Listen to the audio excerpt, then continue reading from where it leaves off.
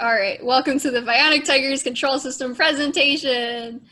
Yeah, so we're going to talk about programming in this presentation. I'm Allie or Allison, the programming lead. Will, introduce yourself. I'm Will. This is my second year on the team. I'm on the programming team, obviously. All right, Ben, introduce yourself. I'm Ben. This is my first year on the team. And Luke. I'm Luke. This is also my first year on the team. That's us, the programming team. And also Chris, the team lead, who I could not hear. I'm Chris, a reformed programming member, third year. Yay.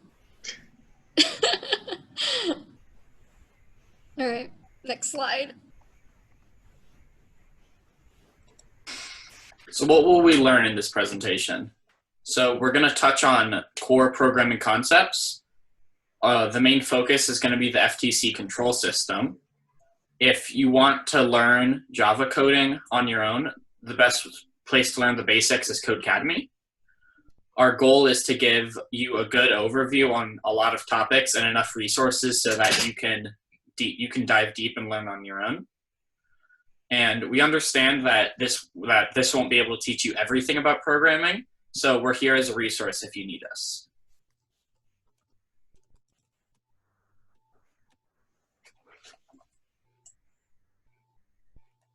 So first up, we're going to talk about control system basics.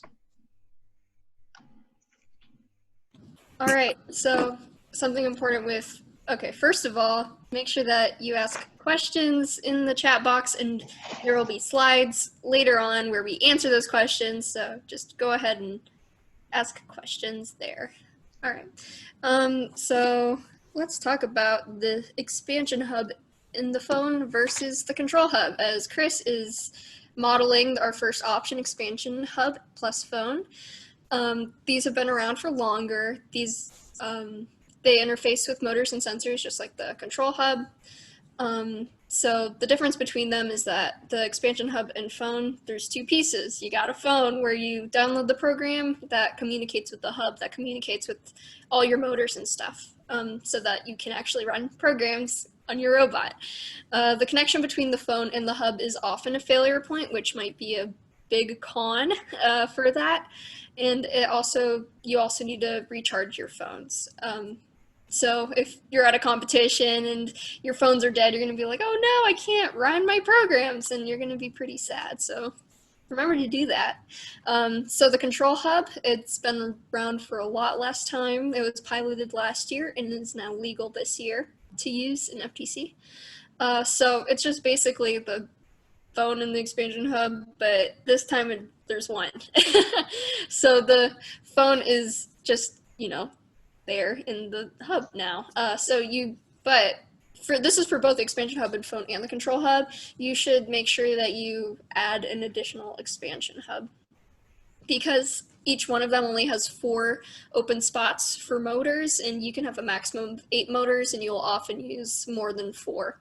So keep that in mind. There's a picture of them right there, except the expansion hub is without its phone, so it's sad. There's not really much of a visual difference other than the words and the stripe, so yeah.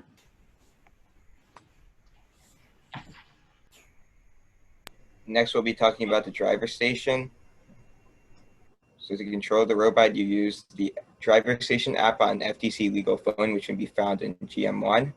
And that phone will have 1 to 2 controllers plugged into it. And you cannot modify or program the driver station software.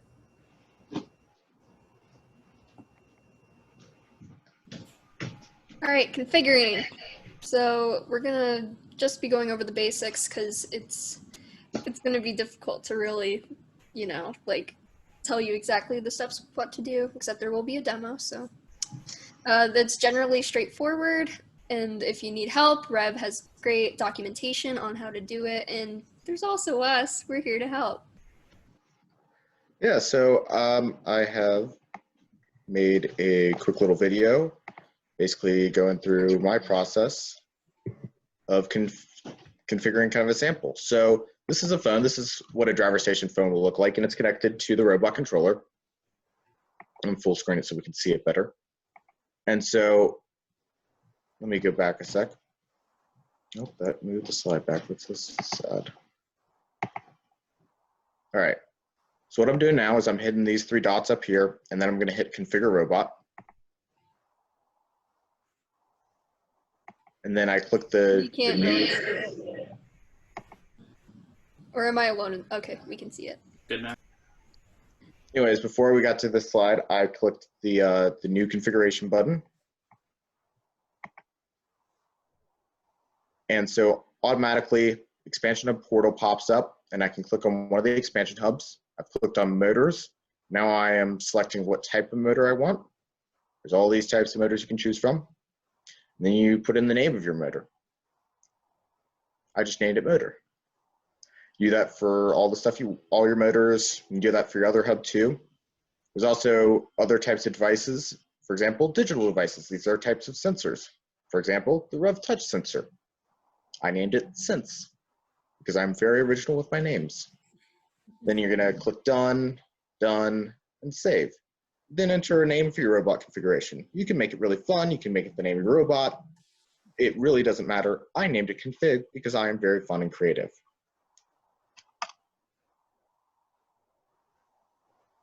Questions?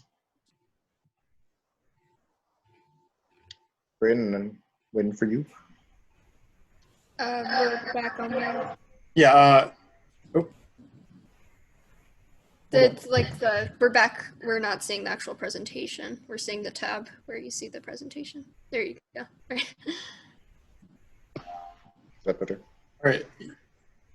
No, something's still echoing.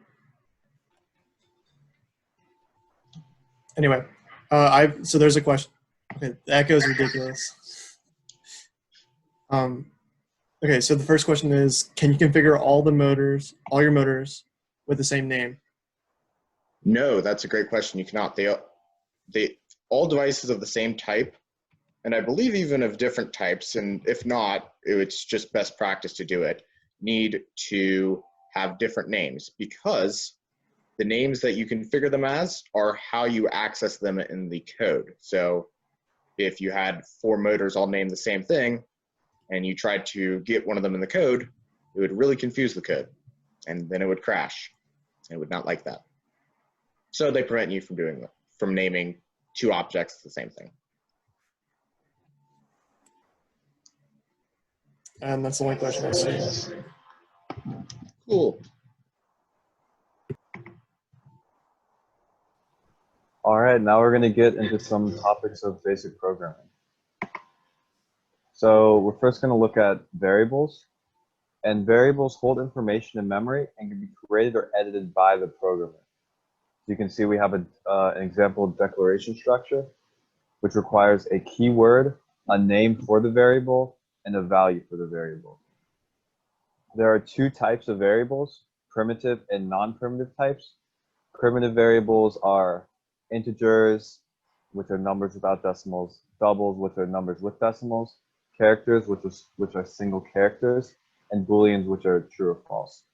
Other non-primitive data types are strings, which is just text, DC motors, which is an FTC DC motor, and there are many, many more non-primitive data types. We're going to look at conditional statements, which are used very, very often in FTC programming, and they're statements that evaluate the true or false. So there's less than or equal to statements, greater than or equal to statements, and equal to and not equal to statements. We're going to look at if-else statements, which use conditional statements to decide what to do. So whatever condition you place in the if statement, if that condition is met, the block of code inside the if statement will run.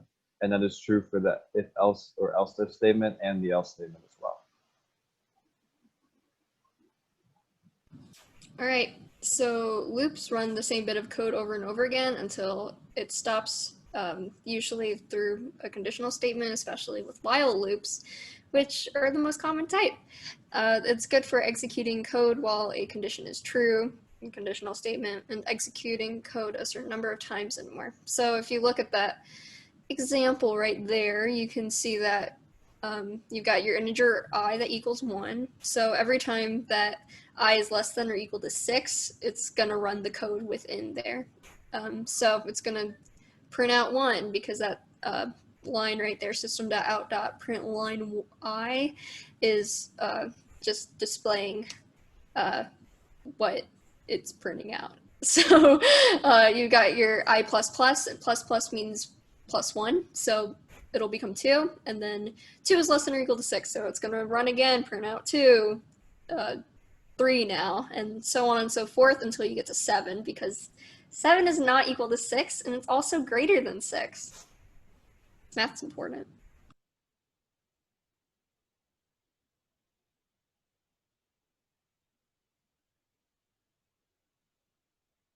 Next up, we're going to be talking about methods. Methods are a collection of code that can be called, which basically is the jargon for saying I want to run this code, and can be called elsewhere. So I've written a little bit of example code. It's just a fun Java compiler. On the left, we have our source code, and on the right, we have ads for Bravo Italian Kitchen because they need to make money. But eventually, our results from our program will go there. So when we click run on our program, it executes this block of code. But if we look in this block of code, we have a bunch of stuff. So we have something in blue here that's commented out. That means it's not going to run. But if I uncomment it and comment this stuff out, because I'm going to use it later, it'll run this bit of code, my method, and then parentheses 5 and 4.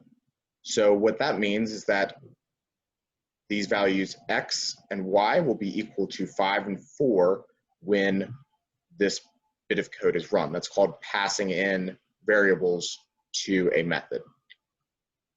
And so what this will do is just print the method is adding up the two numbers to get whatever 5 plus 4 equals. If you've taken first grade math, you realize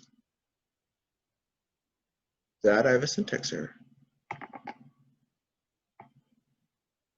This is An important thing to realize as a programmer is that you're going to deal with errors a lot of the time, and that requires troubleshooting and patience. I believe this is actually not even our issue. I think this is error while writing hello world, no space left on device. You didn't leave the space, man. No, I think this is actually just an issue with their website. So if I did click it, it would print out the two methods is adding up to get 9. So yeah, that's basically methods. Methods can also return values, meaning that once they are done running their bit of code, it's basically equal to that. So that's what this does. It sets this integer variable equal to whatever the method returns. In this case, it would be 9 because of my return statement. I set it equal to x plus y. I'm really sorry that that stopped working. I'm pretty sure this code worked earlier, and judging by the error message, they probably just had a glitch on their website, which is sad. Errors are your best friend. Yep. Hopefully you got the gist, and if not, ask questions, please. I'll be more than happy to answer them in a satisfactory way.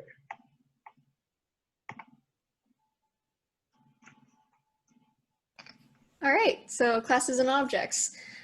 So a class is just a collection of code, usually in a separate file. It can have methods and variables within them. Sometimes it's just like a bunch of methods, a bunch of variables.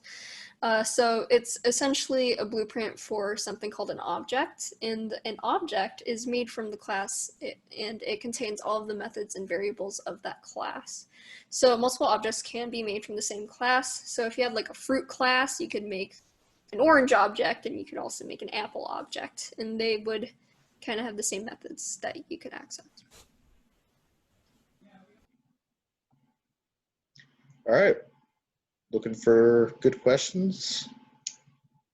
No such thing as a bad question, so all questions are good. Do we have any questions? I'm not seeing any questions. All right, well, cool. Next up, we're going to talk about different ways to program. So, in this, as you can see in this little chart, there's 3 programming options that you have: block programming, on-bot Java, and Android Studio. Block programming is the easiest, but it's also the least versatile. And Android Studio is the most versatile, but it's the hardest to use. And on-bot Java is right in the middle.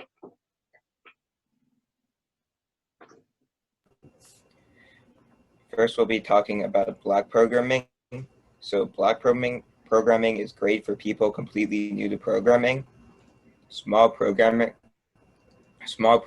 teams, and middle schoolers. It's easy to visualize what is going on in the code. It's programmed through connecting to the robot, and you don't need anything more than just a Chromebook to program. You have to remember to back up programs just in case, and you cannot do super fancy stuff or use other people's code, but you can do well with just block coding. So next up is a preview of block coding, which, oh, that's sad. So that disappeared from my Google Slides. That's okay though, because we will. I will show block programming a little bit later, so you'll be able to see it in more detail then. So one of the other options you have. Presentation again, Chris. Yay. One of the other options you have is on-bot Java. Java uses the Java programming language instead of blocks programming. It exposes some of the stuff that's not seen in blocks, so you have access to more of that stuff. It's good to start out with if you're familiar with Java. You can even create classes that are called by others, which is a really hard thing to do in block programming. Like blocks, though, you need to back up your code because normally it's stored on the phone, and if the phone dies, which is totally possible, you want to have access to that code. You can't use other people's libraries. And because it's stored on the phone, you really can't have 2 people working on it at one time, and you would need to kind of download it to do that and work offline. Not to mention sync between multiple phones or control hubs if you have, spares and backups and all that stuff. So here's a preview of on-bot Java. This is just kind of what it looks like. You can add a file by clicking this plus up here. Clicking that down there will build it. And on the left here, you have your project files. So these are your op modes and that type of thing. You can select from a sample op mode. And some of these op modes are good for learning about new things. They have great examples. You can name your op mode up here. And you can choose what type of op mode it is, autonomous or teleop, for the different types of the game. Then once you do that, you will have all your code and you can edit it. And it's super fun. So next up is Android Studio. It also uses the Java programming language generally. Java programming language is the main language for FTC. So it's similar to on-bot Java, and in fact, I think all on-bot Java programs could be directly copied and pasted into Android Studio, but it also allows you more power and more versatility, such as using other people's libraries for stuff like Vision. A lot of time, First will release their own libraries for Vision stuff if there's a Vision challenge that year, but it's not as good as what community members will create. And if you're using blocks or on bot, you can't use those other libraries written by community members. There's something called GitHub, which allows you to collaborate with people really easily, especially if you have multiple people on your programming team. It has features that help you write code, such as autocomplete, highlighting different things, different colors, and allowing you to control click on bits of code to show where they come from. One of the downsides is that you will need a Windows or Mac. So if you have a Chromebook, this is probably a no-go. you have a Linux machine, you could use that.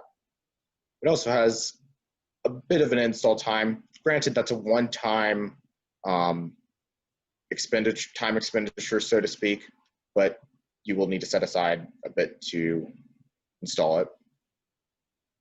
There's something called Gradle. You'll have to update it every once in a while. It'll give you a notification to update it, and try not to mess with the Gradle files, and then I can kind of show you where those are, unless you know what you're doing. Sometimes when installing a library, you will have to modify those, so just modify those exactly how that library tells you to, because if you mess them up, like with all other code, if you mess it up, things will break. One of the other downsides that you will need to physically take a cable, plug it into your computer, and then plug it in to your device. So either your phone or your control hub.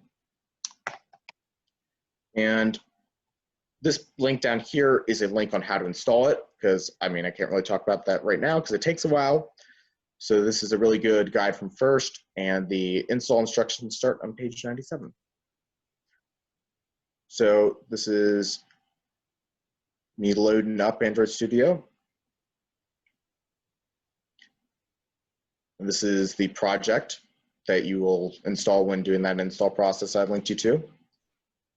So you can see a few different things.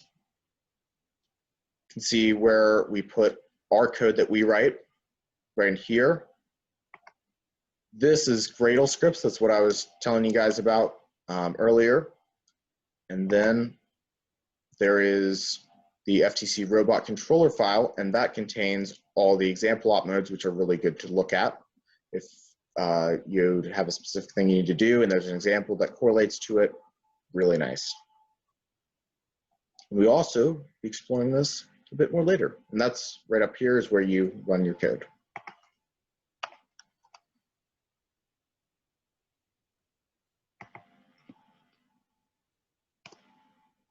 Questions? All right. So, wait, can you hear me? Yep. Sorry, the echoing problem was on my side. It was really weird. Anyway, so I got a question. When you say you have to plug in your control hub or phone when programming with Android Studio, do you just need to do that and download? Just do that to download code, or do you need to do it? Or do you need to do that to code at all? That's a great question. You need to do that to download code. So when you have completed whatever you're writing, you need to do that to download the code. There are a few other options, but they take a little bit of setup, and they require you to plug it in at least once per session. And generally, it's less hassle, and at least personally, I prefer to just plug it in all the time. So it's not that much of a pain, but something I figured I'd mention. Any other questions? I did not see it. Oh, there's another one. Never mind. Yeah. Were you able to step into code and debug? So yes, with Android Studio, you can do that if you are physically connected to the device, or if you connect to it via Wi-Fi. And if you really want to learn how to do that, it's a little bit outside the scope of this, but feel free to shoot me an email or shoot the team an email, and I will contact you, and maybe we could do a call just one-on-one talking about it. I'd be more than happy to. Any other questions? Oh, he just said thanks. You're welcome. That's all I see. Cool.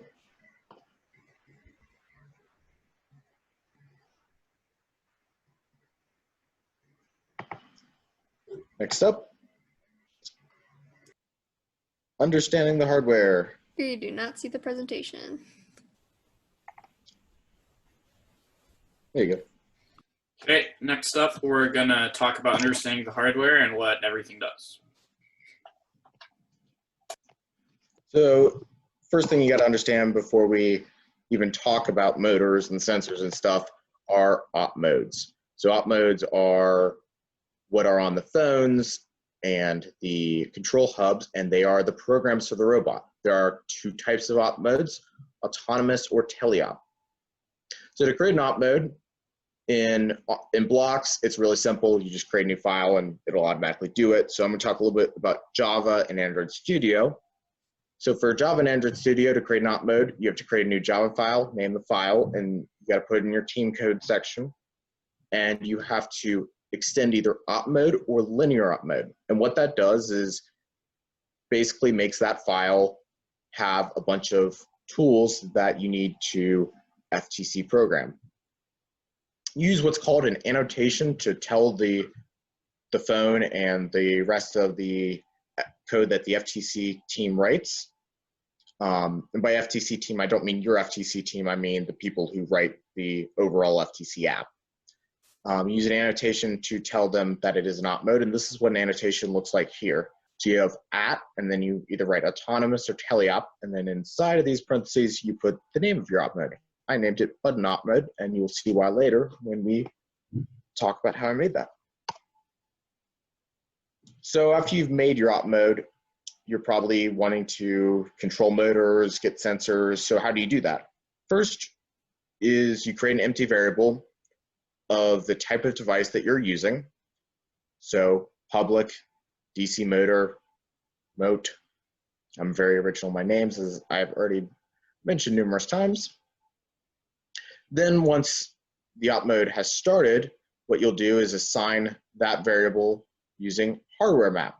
The hardware map is one of those things that you get from extending either op mode or linear op mode. It allows you to get the hardware map and access all your hardware.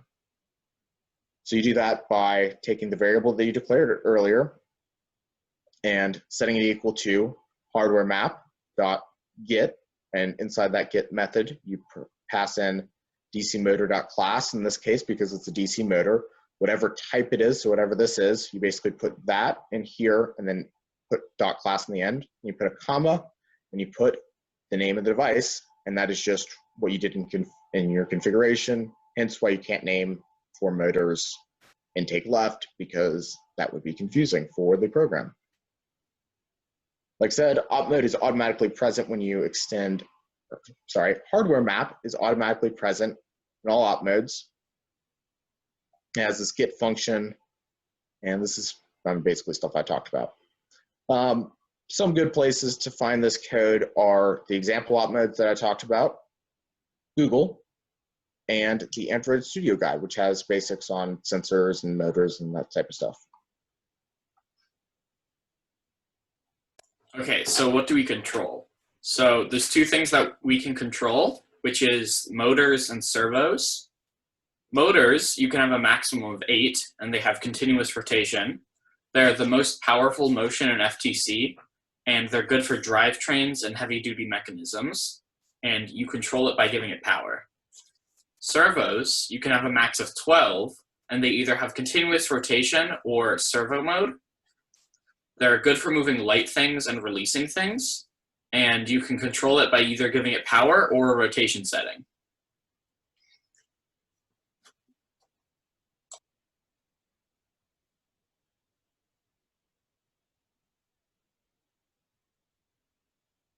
So the next thing we're going to talk about is motors. Yeah, I lagged for a second there. I'm very sorry. You're good.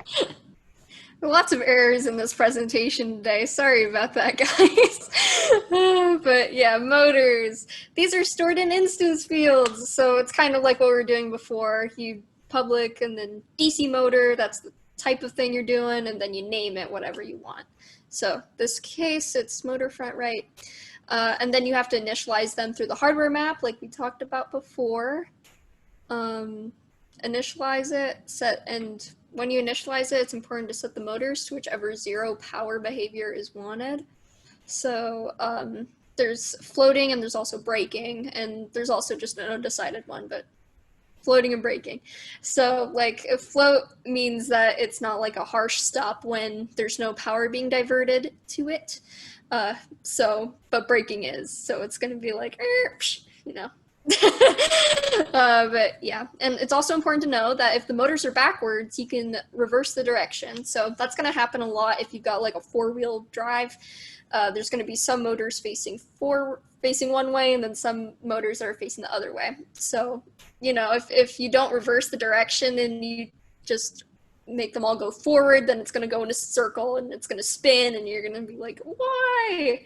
It's because you didn't reverse your motors. Very important.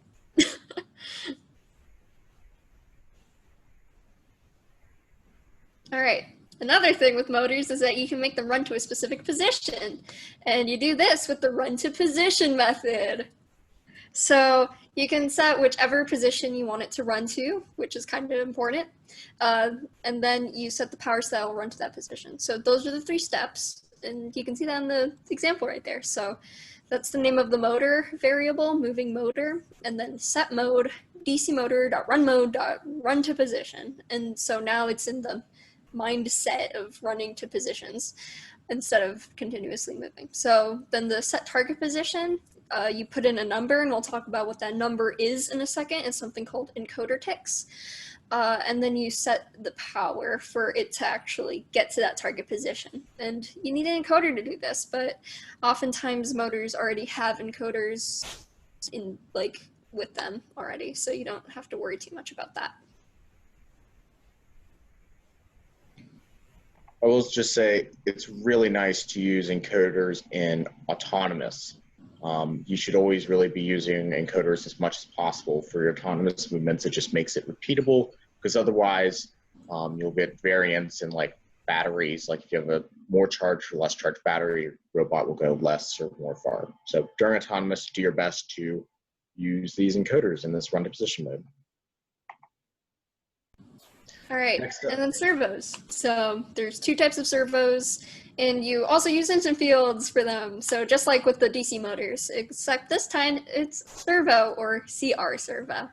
You also initialize these with the hardware map, with the hardware map.get, servo.class, and whatever you named in your configuration. Servos go to a position, but the CR servos rotate at a variable speed. So yeah. You can see them in action right there. Set position, put down the position, and the CR servo. Set power, and that's how fast it will move. All right. Is this mine or? Mine. Okay, you got So it. now we'll be talking about what are our inputs. So the first input will be taught. There are 2 main ones, and one of them would be gamepads, which you map buttons to do certain things on your robot. And the other would be sensors, which they would sense something, and then you tell the sensor what to do after it senses that. So now gamepads, so up to 2 gamepads can be used, and you can get lots of information from them. So you might be wondering, how do you access them? And they are present in all op modes. In Java-based programming, it acts as a variable. To access it, the code structure is gamepad1 input placeholder, gamepad2 input placeholder. An example would be, I want gamepad 1's left stick in the X position. So then you type in gamepad1 left stick X, and then there's a reference there. Yes, this reference is just a nice link. Tells you all of the names of these buttons. So you'll put gamepad 1 or 2, depending on which gamepad you want, dot, whatever this is. Really nice to have.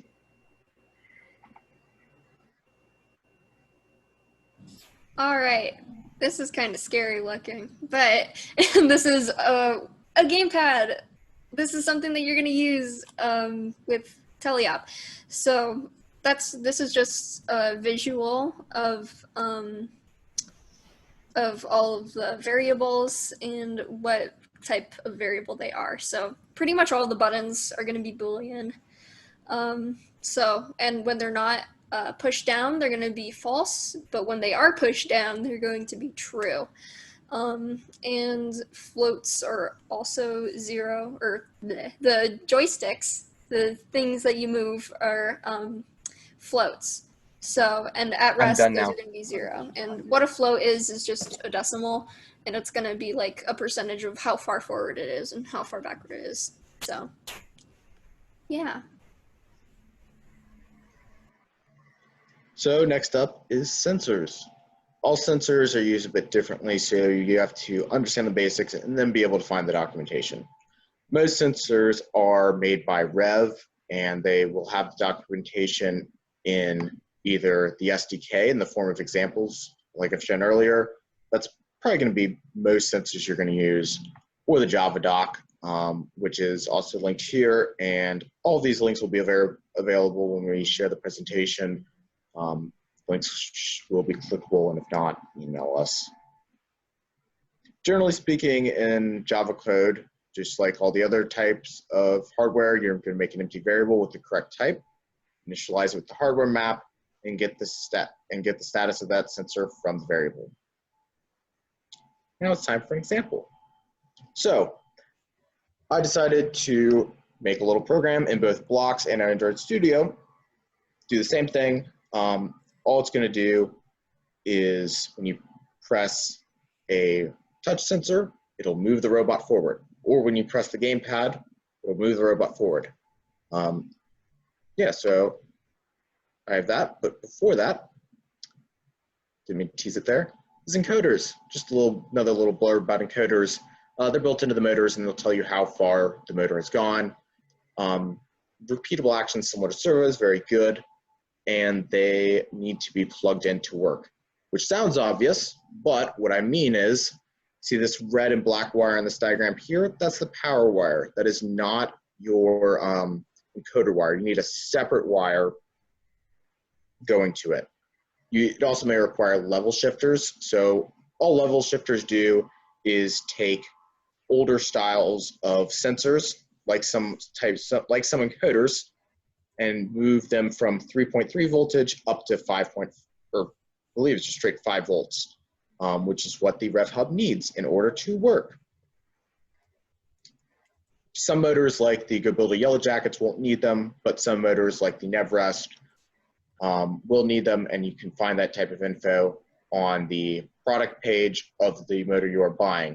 If it says that the output of the encoder is 3.3 volts, you'll need a level shifter. If it says it's 5 volts, you won't. So before I do my super fun examples, looking for some questions. All right, we got a couple questions.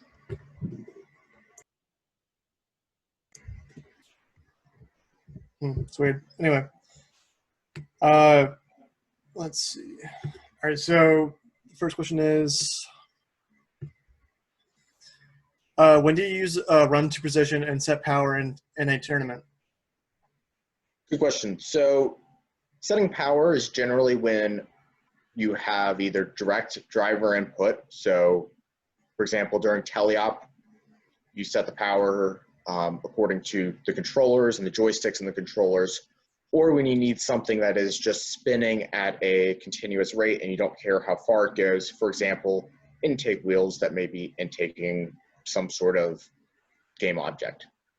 Run to position is useful for your drive wheels during autonomous, especially because, like I said, it makes for those repeatable actions. Some people will try to use time-based autonomous, which is where they set a power for a certain amount of time. It is very rarely consistent, so I would always recommend using run to position in that instance. Another way to do it is if your motor is acting kind of like a heavy-duty servo, where it needs to go to the same position every time. So if you have like a rotating arm and you want to have driver presets so that if they hit one button, it'll go to that position, you can use encoders for that. Yeah. Okay, so the next question is, oh, okay.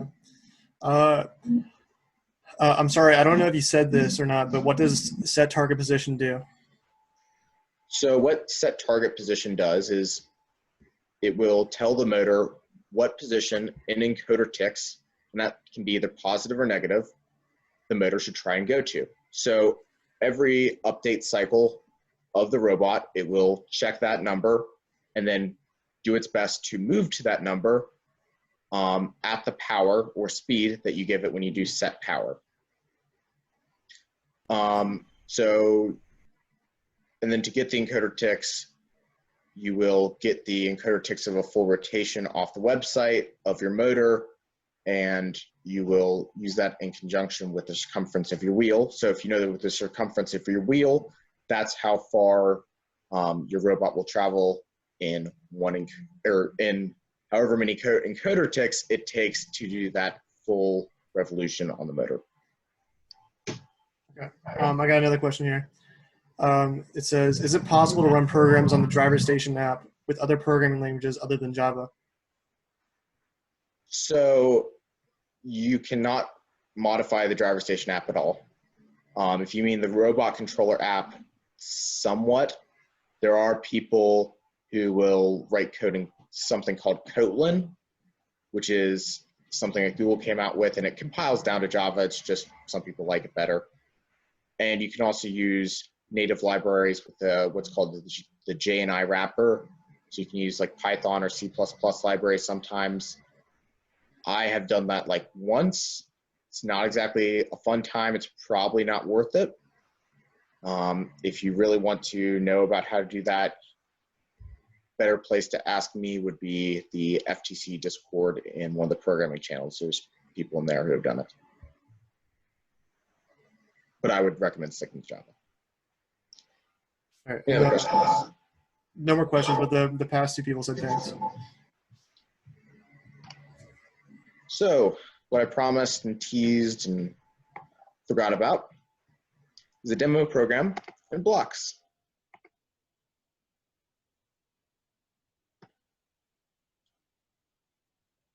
Chris, that's another question. What up? Oh, yep, I can wait. So the last question is, what are the best options for turning? For turning, Yeah. so for turning in teleop, you still want to use straight power, and you'll just want to give the two sides of your drive bases opposite power. So if you want to turn left, you want to give the left side of your drivetrain. They specified autonomous. Oh, autonomous. So there's a bit of math to that, and I would love to talk about it.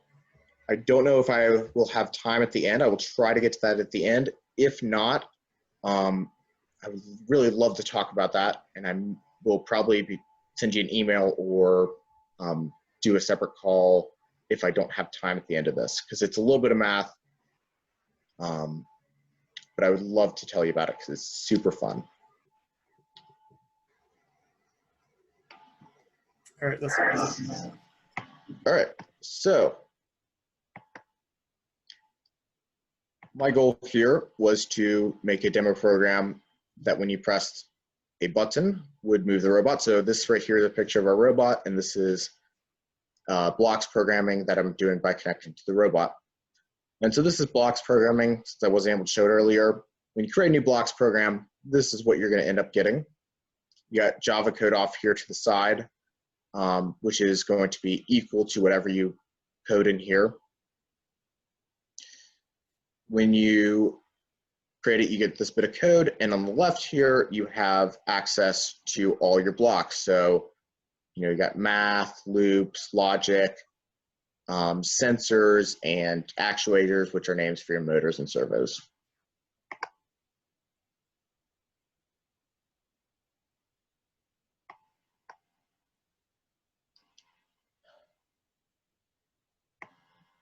Oh, that's really annoying.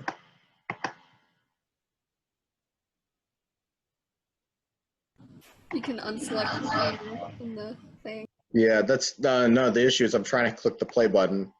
Can you guys see that? Does that work? Yeah. Okay. Yeah, I was just trying to click the play button, but the pop-up got in the way, which is annoying. Anyways, so the first thing I'm going to do is grab a logic statement. So I'm putting this logic statement, which is an if-else statement, inside of the while op mode is active bit of code. So this basically just runs while your op mode is active. And so the next thing I'm going to do is grab another logic statement, and this is going to be an OR statement. So it's going to evaluate this bit to true if either the touch sensor dot is pressed, which I'm grabbing here and moving to there, or gamepad 1.a is pressed.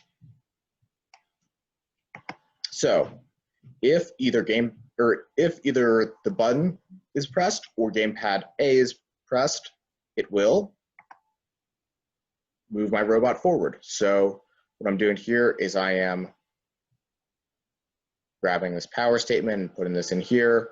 And to save time, I did a little bit of a jump cut here. So now we can see, and ignore the negatives, that's just because some Y motors are backwards. So as you can see, when either the button is pressed or A is pressed, the motors will receive half power in the forward direction.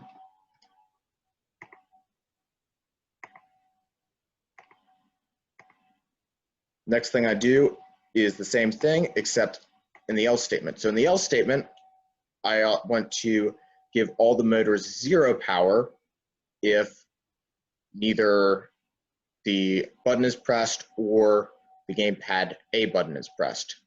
And the reason for that is since I've set this power, if I didn't tell it to have 0 power, then even if I release these buttons, it would keep on going because I've already set the power once and that power would stay that way.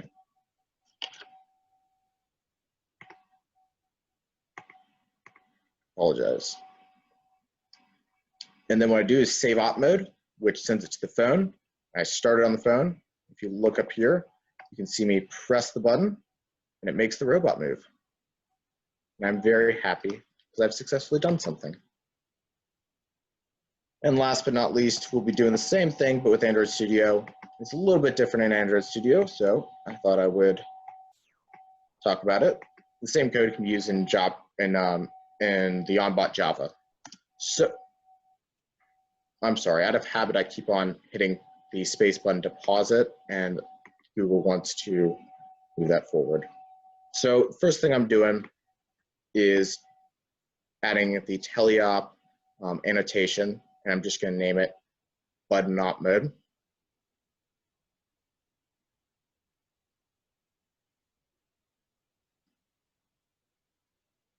And I've already extended the op mode, and when I did that, what I did is a little red thing popped up and I clicked on that, and let's see, did that happen?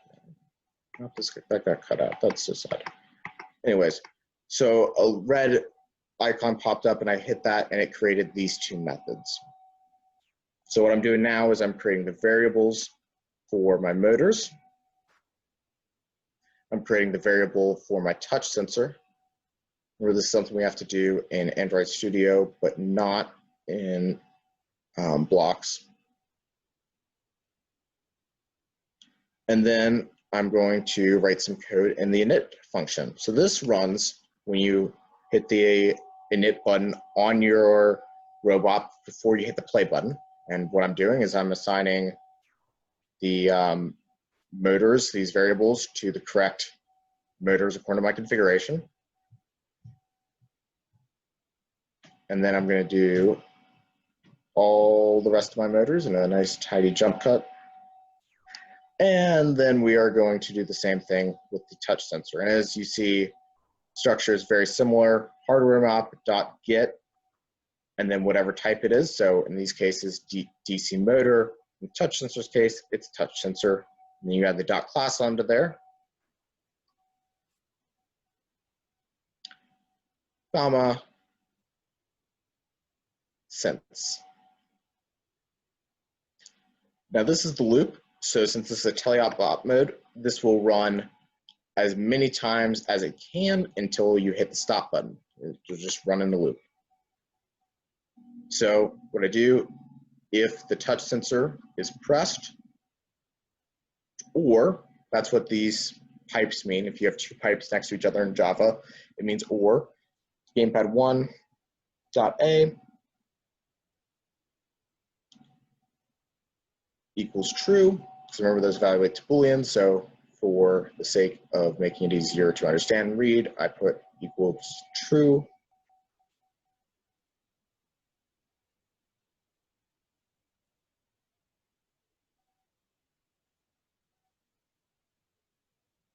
So now I'm also adding my else statement to evaluate if neither the touch sensor or the gamepad is pressed, then this bit of code in the else statement will run.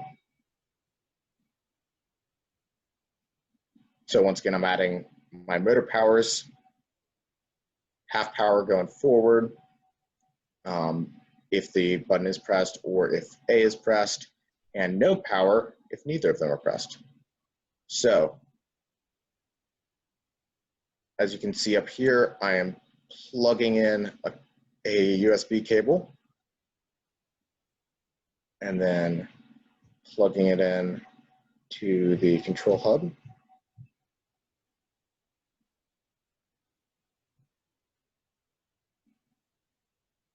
then what I do is I go up here and I click the play button, which will run it.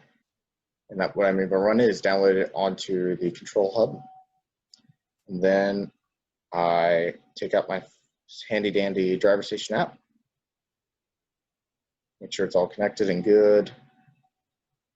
Give it a second. I run the program, which keeps on blurring out, and it's running. So I press the button, and it goes forward.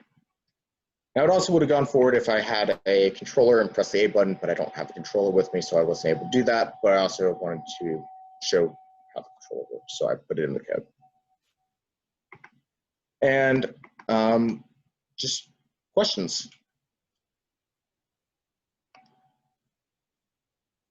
Any questions? I'm not seeing any questions. Okay. So that's basically the end of the presentation. So what do you do next as, you know? We can't see the presentation, Chris. So that is basically the end of our scripted portion of the presentation. So what do you do next as a programmer and a programming team? Try to make a program from scratch. One of the great things to make first is a drivetrain program. If you don't have a drivetrain, do something kind of similar to what I did, but with one motor, maybe using a different sensor, or maybe using an encoder. So you try to make the motor go a certain amount. What if you don't know how to do something? Because that will always happen. You will always not know how to do something, and all programmers will Google. 90% of the time you will find out Googling works. Sometimes you'll have an error message. Especially if you're using Android Studio, you'll get error messages that real professionals will get when writing their Android apps. So you can Google those error messages and you usually find a solution. You can check out any of the references linked in the presentation. And I also put a little reference card to put them all in one place at the end here. You can contact us at Bionic10464. It should be BionicTigers10464@gmail.com. You have our email. We sent you the email for this presentation.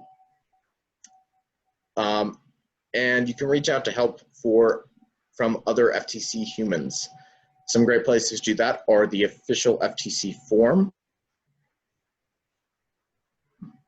There's an unofficial Reddit, but that's a little bit meany. You can post questions there, but it's generally used for less serious communication. There's an unofficial Discord as well that is correlated with the Reddit, but there are programming channels where people will be more than happy to spend hours answering your questions or just talking to you about random programming stuff. These are some more resources. This is a link to a cool free book. This is a PDF about Java programming, especially for FTC. This is the documentation for the FTC SDK. This is FTC's Android Studio Guide, Code Academy for Learning Java, and FTC's Programming Resources, which has resources on both Android Studio and blocks and on-bot Java. So, any more questions? I'm not seeing any questions. Okay, so I will be more than happy then to briefly explain how the math for figuring out how to turn in autonomous works. If I can find a pen, near me because I need to kind of write some stuff down. If you guys are not interested in this, feel free to leave. It's been fun having you. It's been a great time. This is sadly our final presentation. We're planning on at least making a video about Mechanism because that's something we wanted to talk about, but we didn't really end up having enough time. So we're gonna make that a separate video, upload that to our YouTube channel, and send that to you guys. So basically when you are doing autonomous turning, so if you want to turn a certain amount, you have to imagine your robot kind of like a circle. I'm really bad at drawing. You can't really see it, so it's okay. You got to imagine it as a circle with the diameter of the distance between your two sets of wheels on either side. And then from there, what you'll do is if you have to turn a certain amount, let's say 30 degrees, you'll find out the circumference of that 30-degree second if your robot, yes, good idea. If your robot is represented by a circle with the diameter of your wheelbase, of the length between your two sets of wheels, then you would find the circumference of that that arc, or the length of that arc, according to how many degrees you want to turn. And then whatever that number is, you go forward that many inches or millimeters, whatever your unit is, and then backwards on the other side, that many. Yeah, that's not a great explanation, and I will try to write up a better one and send it to you, but that is the basics. Does that help a little bit, or are you still confused? Feel free to let me know if you have any specific question. Code to share. Yes, I believe so. That's a great question. I believe it'd be from last year. I will send that out. I'd have to find that code and send that out to you in an email. Send that out to everyone.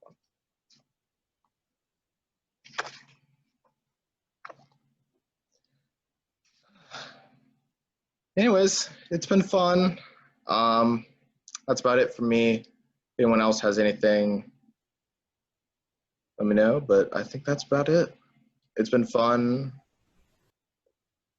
and hopefully we'll see you out there competing this year.